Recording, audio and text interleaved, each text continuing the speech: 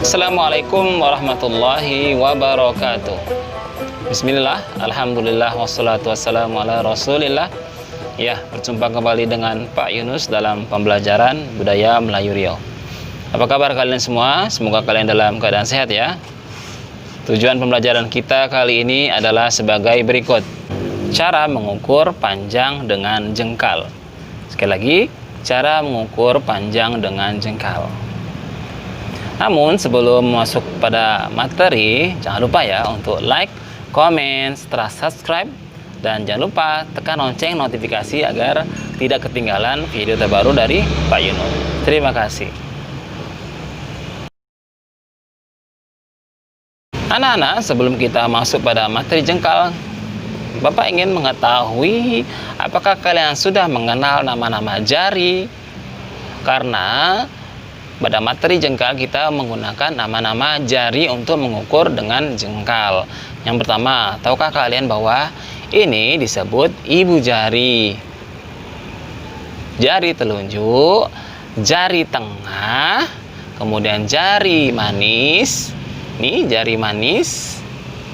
Kemudian ini adalah jari kelingking. Kita ulang, ibu jari atau jempol, jari telunjuk, jari tengah, jari manis, kemudian jari kelingking.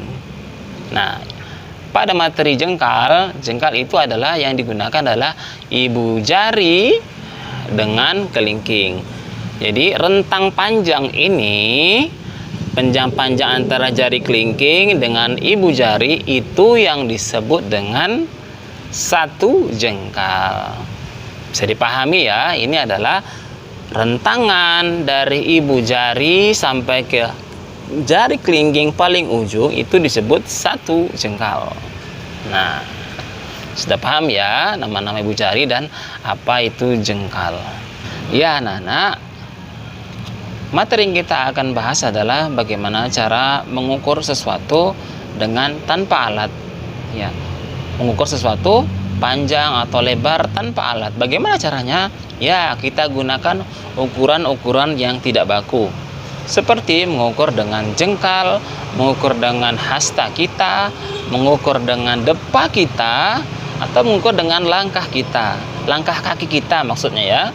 Ya anak-anak, apabila kita ingin mengukur sesuatu, misal contohnya, kita disuruh mengukur berapa panjang dan lebar suatu meja tulis kita, sedangkan kita tidak memiliki meteran atau penggaris. Nah, di sini kita bisa menggunakan alat atau alat ukur lain menggunakan bagian anggota tubuh kita. Apa ya anggota bagian tubuh kita yang bisa dipakai untuk mengukur? Yang pertama, yang dari terkecil adalah jengkal. Jengkal adalah ukuran terkecil dari alat ukur yang menggunakan badan kita atau tubuh kita. Kemudian hasta. Hasta dari ujung siku sampai ke ujung jari tengah ini disebut hasta. Kemudian ada lagi langkah kaki.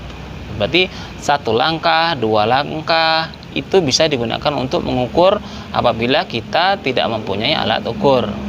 Dan yang paling panjang adalah satu depa ya. Satu depa berarti kita merentangkan tangan, kita ukur dengan rentangan tangan ujung jari kanan tengah sampai ujung jari kiri yang tengah. Itu satu depa, itu lebih panjang. Ya, baiklah. Kita lanjut.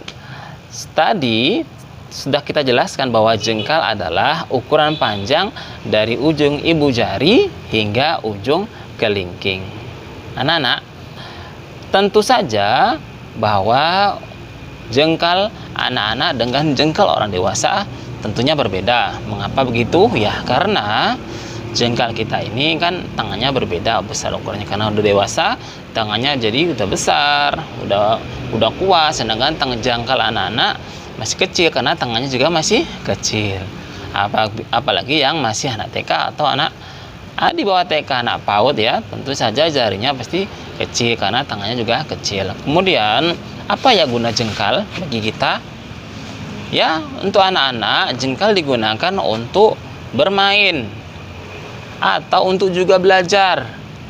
Kalau untuk bermain, apa ya permainan yang masih menggunakan jengkal? Ya, Bapak contohkan bermain kelereng atau bermain guli dalam bahasa Melayu. Itu jika mengukur antara satu kelereng dengan kelereng yang lainnya itu menggunakan jengkal, bisa menggunakan jengkal. Misalkan mengukur sesuatu ukuran benda, misalkan berapa panjang meja, berapa lebar meja, menggunakan jengkal. Apabila bapak ibu guru atau ibu guru menyuruh kita belajar menggunakan jengkal, mengukur dengan jengkal. Nah, bagi orang dewasa, ukuran jengkal ini digunakan untuk masih dipakai hingga sekarang. Biasanya bagi orang dewasa digunakan untuk mengukur tinggi tiang menggunakan jengkal ataupun mengukur lebar papan. Kita juga bisa menggunakan jengkal kita untuk mengukur lebar kursi, lebar tempat duduk kursi, atau tinggi pintu kita, pintu kelas kita, atau berapa panjang. Dengan jengkal kita mengukur pena atau pensil kita. Nah, bagaimana? Apakah kalian sudah paham dengan penjelasan tentang jengkal ini?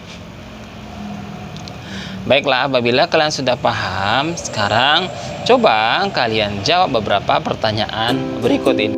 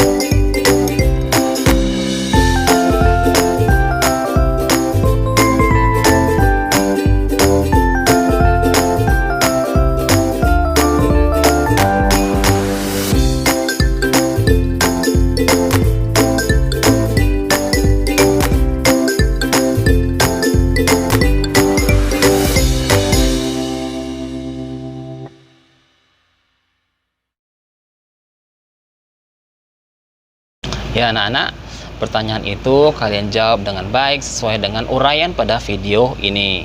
Jangan lupa tulis soal dan kerjakan di buku yang sudah tersedia seperti biasanya. Ya, demikian sajalah pertemuan kita kali ini. Semoga bermanfaat. Sampai jumpa. Subhanallahumma bihamdika asyhadu an la ilaha illa anta astaghfiruka wa atubu ilaik. Assalamualaikum warahmatullahi wabarakatuh. Sampai jumpa.